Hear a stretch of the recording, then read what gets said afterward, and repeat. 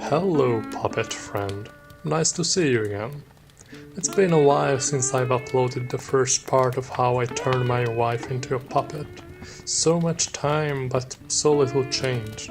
The pandemic is still out there, the numbers are multiplying like rabbits on Noah's Ark, and the structure we based our society on is slowly, but certainly collapsing. Never before seen numbers in depression, anxiety, and anti-vaxxers. So what we really need now, more than ever, is fun. Pure, unfiltered fun. Next to the burning fire we built from our dreams and hopes. So join me on this maybe unexpected journey again. Grab your favorite adventure-proof jacket, get your pen and paper, because pursuing the pure perils of this profane puppet passage, my pal, you might just learn something.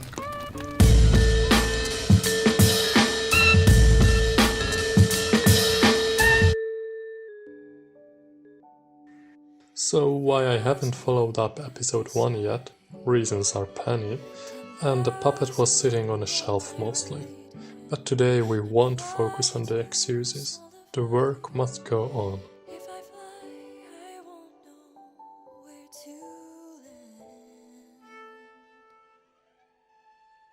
I am working on a vertical control. Originally, it started out as a horizontal type controller. That's the one I used when we shot the Sarah Joy music video. If you haven't checked it out yet, please do so. Link in one of these corners, I believe. They say a professional puppet uses vertical controls mostly, and you should keep in mind this as well. For intriguing movements, you better go vertical. Many say the pedal control is great too, but I haven't got around it yet. Now this is going to enable the puppeteer to control the legs with one hand and everything else with the other. For specific movements, obviously, this won't be a rule written in stone. I would say that in puppetry every rule is more or less just a guideline, and it is never more apparent than when controlling a puppet. You can switch hands, pull strings with fingers, or move your puppet by moving the cross and via this, all the strings together. I wrapped 2 wires together to make a strong enough rod for the arm. If I had stronger wires, I would have done it differently, but for all intents and purposes, this will do it for now. When making a cross, you might need to change wiring many times to get the moves and the balance you intended for your puppet. So at the end I might change these rods as well. Same rule goes to the strings. I'd like to achieve some natural and not clown-like hand moves, so while creating her, I'm also experimenting with the wiring. At the end I restring the whole thing, and gosh, I hate to think about that. Let me introduce you to every string we've got for now. Usually I use thin leather strings, but as you can see I'm running out of that, and have this super strong, non-elastic fishing wire. If it's your first time, ask your local fishing shop for help. Most of the weight is held by the 2 shoulder strings, so I start the stringing process with these 2. I'm experimenting with this new way to connect the arms to the body.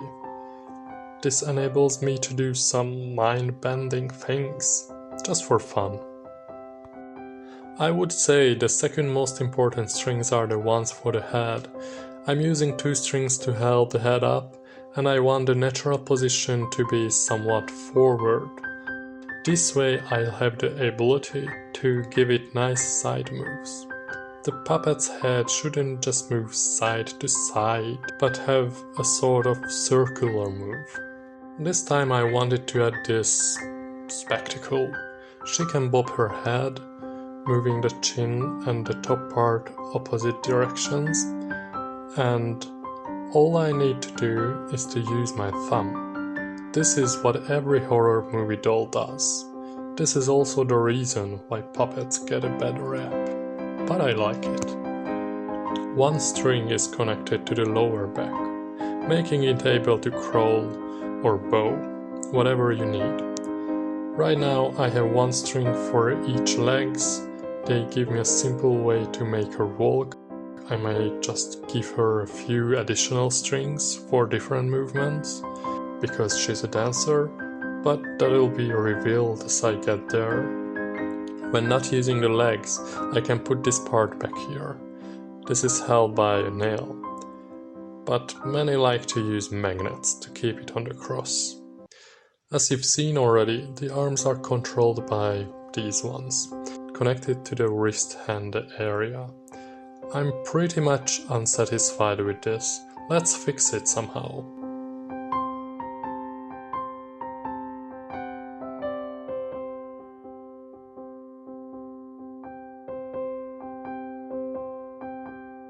Now it's better.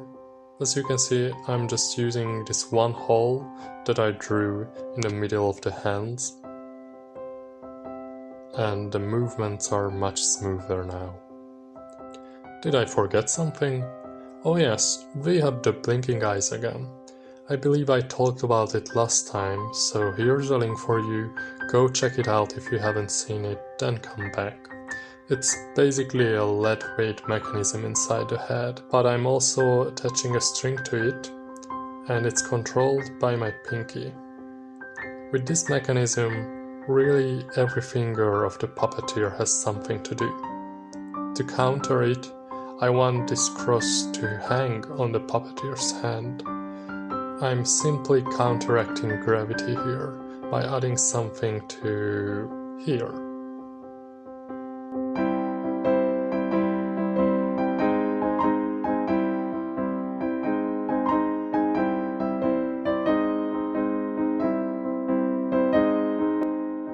Now it's better. I know I haven't talked about the hole in the chest yet, and let's keep that for the show. We are going to release a trailer video for our new live show. You'll see it there, so make sure you have the notifications turned on so you won't miss out on it. But you know what? Here's a sneak peek for you with a proto mechanism. I can't wait to share more of this with you folks.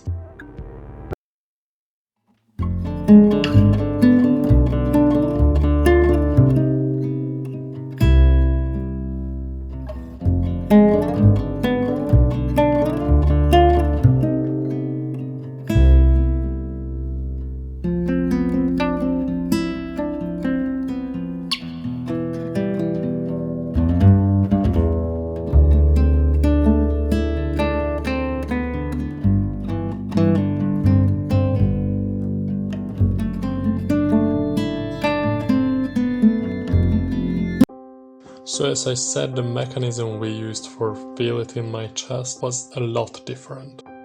Because there were no long shots in the video, I thought I can get away with just restringing the puppet whenever I needed to. And I think it worked, didn't it?